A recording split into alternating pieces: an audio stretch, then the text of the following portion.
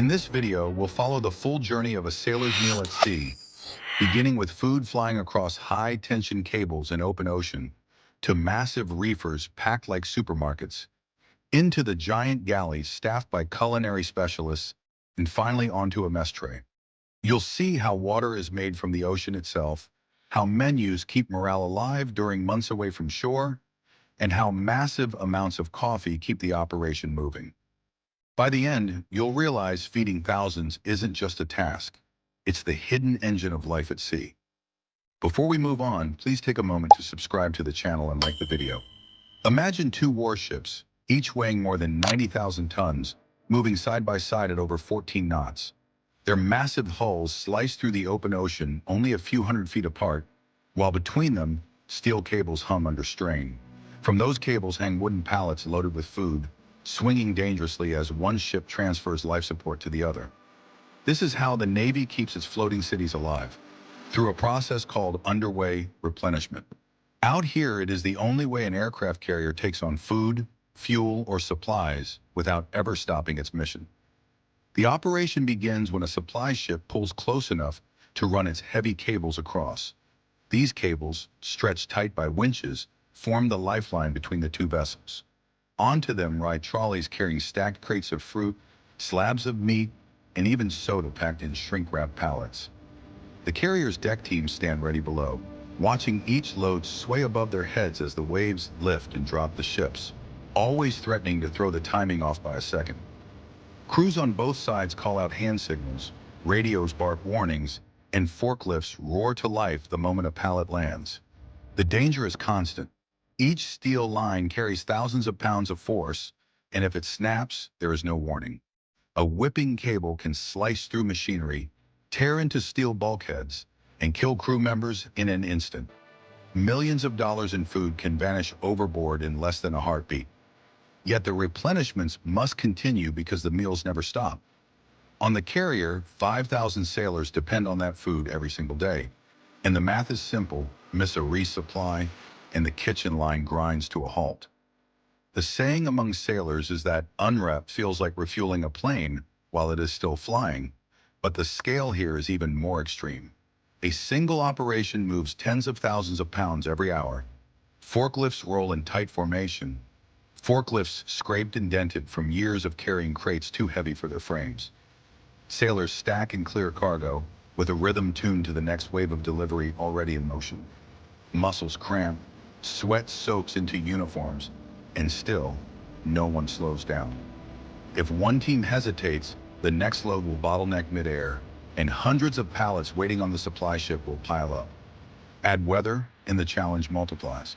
Out in the open Pacific, swells can tilt two ships in opposite directions, sending pallets swinging like an oversized wrecking ball.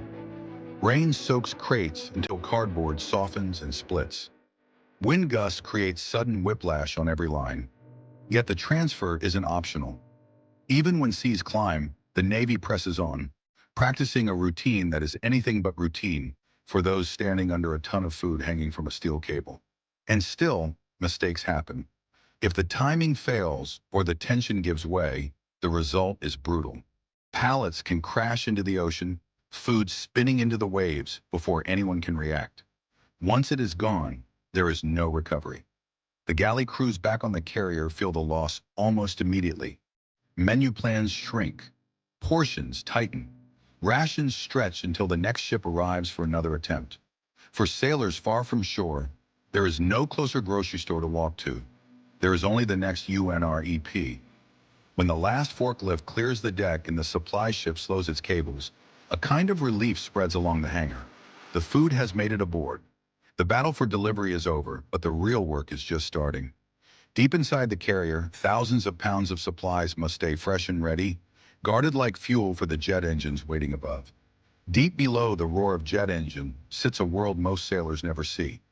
Walk past steel ladders and narrow passageways and you find cold, narrow rooms stacked floor to ceiling with boxes.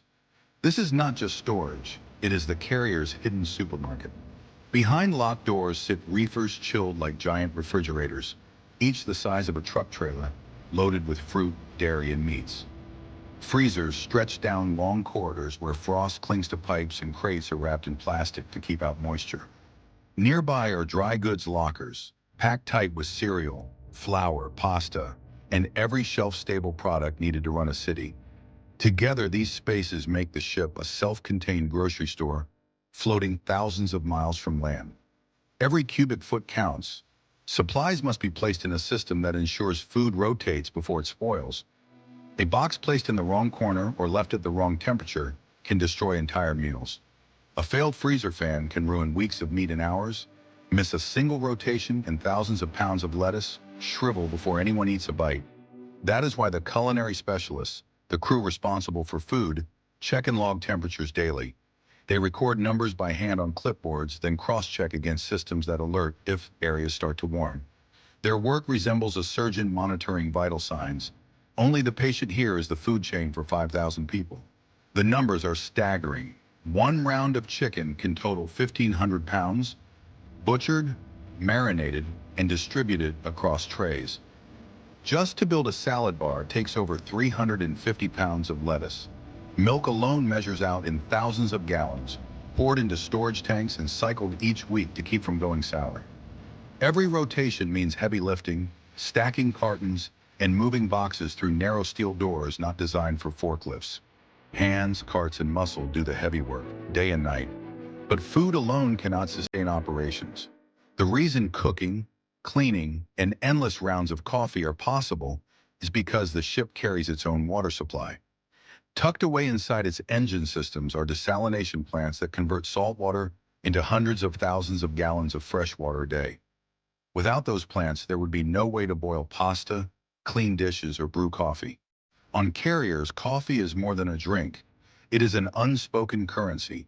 The line for a cup stretches at every hour, and after midnight, gallons of it fuel crews standing long watches under red-lit passageways. At 2 in the morning, one of the busiest times in the galley begins. Midrats, short for midnight rations, draw long lines of hungry sailors coming off late shifts. Leftover pasta, scrambled eggs, and trays of fried food keep them moving. Coffee mugs clatter, laughter bounces off the stainless steel, and for a few minutes the Navy runs on nothing but refilled trays and exhaustion dressed with ketchup packets. For many, midrats carry the same social weight as breakfast or dinner back home. A chance to meet friends, swap stories, and reset before the next long watch. All of this effort points to a single demand: 18,000 meals, 4 times a day, supplied without pause. Every launch on the flight deck, every set of bombs loaded into an aircraft, every radar screen scanned late at night is backed by calories cooked in steel kitchens below the waterline. Food is not background support, it is energy. And on a carrier, energy means survival. Beyond these quantities and routines lies the real truth. Each meal carries morale, rhythm, and the identity of life surrounded by nothing but horizon. Feeding thousands on a carrier is more than keeping stomachs full. These meals are mission fuel, morale armor, and the rhythm of a ship that never slows. Every plate handed across a counter connects back to aircraft launches, night watches, and long hours in steel compartments. Each meal links sailors into a chain of timing, trust, and endurance. Food becomes the quiet force binding life at sea together. So ask yourself this: could you keep pace with 18,000 daily meals in the middle of the ocean? Let me know in the comments, and don't forget to like and subscribe.